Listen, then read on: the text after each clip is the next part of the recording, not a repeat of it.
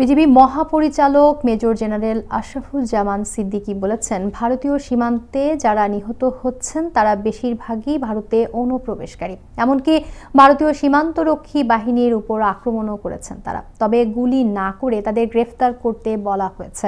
বৃহস্পতিবার বিকেলে বিজিবির তিস্তা ব্যাটালিয়নের দায়িত্বে লালমনিরহাটের হাতীবান্ধায় সানিয়াজান শেখ সুন্দর দাখিল মাদ্রাসা মাঠে বন্যা দুর্গতদের মাঝে শুকনো খাদ্য সামগ্রী বিতরণকালে কথা বলেন তিনি।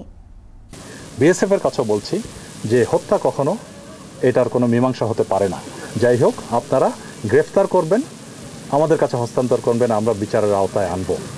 তো সেই হিসাবে আমরা পূর্বতন যদি হিসাবগুলো দেখি, সেই তুলনায় সীমান্তে হত্যা অনেকটাই কমেছে।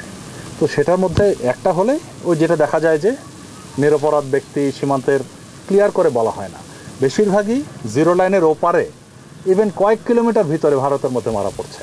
তো এই ধরনের ক্ষেত্রে আমরা ফ্ল্যাগ মিটিং করি, জোরালো প্রটেস্ট নোট দেই এবং আজকেও ওই ব্যাপারে কথা বলে আসি।